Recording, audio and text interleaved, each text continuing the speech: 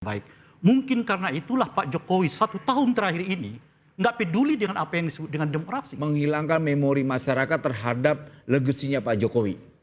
Artinya kok bangsa ini menjadi bangsa keji ya? Bang Rey, kalau diterima gugatannya PDIP oleh PT UN, artinya Gibran gagal menjadi wakil presiden. Ya secara administratif akhirnya batal. Batal. Mas Guntur, partai Anda menggugat KPU ke PT UN untuk yang menerima pencalonan Gibran sebagai calon wakil presiden ketika Pilpres. Peluang Anda untuk menang tanggal 10 nanti seperti apa? Ya semoga diterima. Artinya tetap berkeinginan untuk menang, untuk menggolkan. Ya kita kan melihat bahwa ada cacat ya dalam proses pendaftaran Gibran ya. Dari putusan MK, kemudian juga sebelum PKPU disahkan itu kan. Dan itu yang sekarang kami tuntut di PT UN dan semoga bisa diterima dan 10 Oktober kita akan sama-sama mendengarkan putusannya. Bang Rey, kalau diterima gugatannya PDIP oleh PT UN, artinya Gibran gagal menjadi wakil presiden. Ya secara administratif akhirnya batal. Batal kan? Secara administratif ya. Oke. Karena artinya kan tidak memenuhi syarat kan. Misalnya karena PKPU tidak dibuat saat yang bersangkutan didaftar. Masih berbatasan usia 40 tahun, belum ada istilah pernah menjabat itu gitu, ya dengan sendirinya tidak memenuhi syarat. Akhirnya ya dibatalkan gitu. Nah, pertanyaannya apakah dengan begitu pencapres kemenangan Pak Prabowo dibatalkan? Saya kira tidak, karena kalau wakil presidennya yang mangkat itu tidak otomatis dua-duanya ikut dibatalkan. Mangkat. Dan sebaliknya kalau presidennya yang mangkat akan digantikan oleh wakil presiden gitu. Jadi tidak terlalu, artinya nggak mengganggu agenda nasional kita untuk tanggal 20 misalnya dilantik presiden tanpa wakil presiden. Bisa begitu tuh. Oke. Bang Boni, apakah Anda melihat rencana pertemuan dari Mega dan Prabowo ini juga terkait dengan dengan putusan PT UN tanggal 10 nanti? Oh, that's too sensitive, highly sensitive. Saya nggak terlalu mau komen yang begitu-begitu. Oke. Itu kan masuk ke wilayah spekulasi dan sudah tidak menarik lagi kita berspekulasi. Saya kira kita fokus saja pada realitas politik hari ini bahwa konsensus itu sangat dibutuhkan. Ya, karena bagaimanapun perbedaan di tataran elit, pada akhirnya juga yang akan kena imbasnya itu adalah masyarakat itu sendiri. Pasti. Nah, maka supaya mencegah imbas-imbas yang buruk itu kita butuh konsensus. Nah, sekarang kita fokus bagaimana konsolidasi itu terbangun. Bagaimana Ibu Mega dan Pak Prabowo melangkah bersama, ada Pak Jokowi di sana. Ya, supaya kita ke depan fokus sama-sama menatap Indonesia Emas 2045. Saya kira situ. Tapi kalau masuk ke wilayah yang sangat sensitif secara politis, saya kira Bung Rai mungkin lebih paham. Atau Mas brother saya, Mas Guntur Romli atau Bung Noel. Oke, silakan Bung Noel. Saya malah mengkhawatirkan ketika ada opsi itu. Persis apa yang disampaikan Boni Arga sampaikan. Mengabulkan gugatan spekulatif PDIP. sekali lah ya. Oke. Yang dihancurkan bukan soal Gibrannya, tapi demokrasi yang menjadi sudah pilihan. Itu apakah bisa kita membatalkan pilihan yang sekian juta rakyat itu? Gitu. Artinya Anda menyayangkan langkah dari PDIP Ya yang sangat sayangkan lah. Kita kan mau bicara tentang ke depan, bangsa ini kan nggak boleh lagi bicara tentang ke belakang. Kalau kita mau bicara tentang rekonsiliasi ya sudah lah. Makanya saya berharap pertemuan nanti itu ada hal yang jujur yang bisa dibicarakan. Karena ini bicara tentang bangsa dan negara. Kalau kecuali bicara tentang soal kongko-kongko buat makan Indomie dan nasi goreng doang saya, itu siapapun bisa lah. Tapi kan kita mau substansinya dari pertemuan itu yang paling penting. Tapi saya khawatir sekali kalau seandainya pernyataan itu ada gitu ya. Dan memang yang saya dapatkan informasinya ada gugatan ke Petun agar pelantikan Mas Gibran itu dibatalkan. Tapi menurut saya itu lebih berbahaya, bahaya sekali gitu. Ketika skema itu ada. Dan memang itu udah seliwaran, jangankan soal skema Mas Gibran untuk tidak dilantik. Bahkan banyak sekali skema-skema terkait bagaimana memisahkan antara Jokowi dan Prabowo. Jokowi dengan pemilihnya, Jokowi dengan pendukungnya. Bahkan terakhir adalah bagaimana menghilangkan memori masyarakat terhadap legasinya Pak Jokowi. Artinya kok bangsa ini menjadi bangsa keji ya.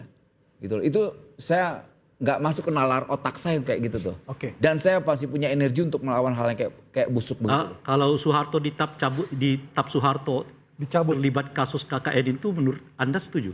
Gimana? Soeharto terlibat KKN, TAP MPR dicabut, itu Anda setuju? TAP MPR dicabut? tap MPR terkait dengan Yang kemarin itu? Ya, keterlibatan. Setuju kita. Setuju. Kenapa? Loh, itu tadi kan itu kan. Kan Soeharto juga, Soeharto, bahkan Gus Dur juga dicabut semua. Oke. Itu kan Terus, produk rekonsiliasi. Soeharto mau dijadikan pahlawan nasional, Anda Nah, setuju? saya nggak tahu soal itu. Yang kita sepakati bangsa ini harus rekonsiliasi. Kalau kita masih bicara tentang masa lalu, akhirnya warisan ke kawan-kawan mahasiswa ini ya konflik orang-orang tua aja terus. Kapan bangsa ini bicara tentang masa depannya? Kita harus sudah letih, bro. Kita ini sama-sama aktif 98. Yang diwariskan politisi tua itu adalah apa? Warisan konflik kebencian, dan itu kita tolak 98. Kalau kita masih menerima sekarang, kita menjadi generasi yang paling idiot dan paling bodoh. Dan saya tidak mau mewariskan itu dan saya menolak. Saya sebaliknya. Kalau saya sebaliknya, bagi saya harus tetap ada penghakiman kepada mereka yang tidak amanah terhadap amanat rakyat. Nggak bisa karena atas nama apa namanya tadi itu rekonsiliasi lalu menghapuskan semua berbentuk kejahatan mereka terhadap Republik. Memaafkan dengan mencatat mereka sebagai bagian dari penjahat itu dua hal yang tidak sama. Saya bisa memaafkan siapapun, tapi menghilangkan mereka sebagai orang yang jahat dari sejarah Republik nggak bisa. Artinya memaafkan tapi bukan melupakan. Bisa. Apa akibatnya? Akibatnya kemudian bangsa ini dan generasi anak-anak muda kita nggak punya catatan tentang apa sih yang disebut dengan pemimpin gagal. Oleh karena itu, semua pemimpin di Republik ini pasti sukses. Betapapun mereka gagalnya. Karena kita selalu ingin menghapus kegagalan para pemimpin di Republik ini dengan catatan bahwa seolah mereka baik. Mungkin karena itulah Pak Jokowi 1 tahun terakhir ini nggak peduli dengan apa yang disebut dengan demokrasi. Nggak peduli apa yang disebut dengan nepotisme. Nggak peduli apa yang disebut dengan norma. Karena ia akan tahu semua apa yang dikritik 1 tahun terakhir ini terhadap dirinya akan dihapuskan oleh sejarah. Karena sejarah selalu mengatakan pemimpin tidak pernah salah. Kalau ada yang mengatakan pemimpin salah, itu adalah orang sirik seperti Ray Rangkuti. Kira-kira begitu. Oke, Bang Rey, kalau tadi Mas Boni Anda udah melihat dari Bang Rey seperti itu statementnya. Dari Bang Boni sendiri seperti apa? Anda sepakat? Kalau saya kira saya diundang hanya untuk membicarakan apakah Ibu Mega dan Pak Prabowo akan bersatu. Saya kira saya setuju kalau bersatu, kita harus sepakat itu. Arahnya ke sana, kalau lain-lain saya tidak tertarik. Ya, Mas, saya ingin menjawab tadi, merespon soal pertemuan antara Ibu Megawati dengan Pak Prabowo itu. Tentu saja kita jangan membaca dari konteks spekulasi. Spekulasi misalnya soal putusan Petun nanti kan tanggal 10 Oktober itu kan bukan dalam konteks itu tentu saja. Tapi kan PDIP kan yang kedua, agar itu dikabulkan gugatan. Nanti saya jawab. Yang kedua juga bukan dalam rangka mau masuk dalam kabinet ya, dalam koalisi pemerintahan. Karena sampai sekarang putusan untuk masuk atau di luar pemerintahan itu kan belum diputuskan oleh Ibu Ketua Umum. Dan pertemuan itu ya pertemuan dua tokoh untuk mencarikan suasana ya karena ingin menghormati pelantikan Pak Prabowo pada tanggal 20 Oktober. Jadi tidak bisa dibaca.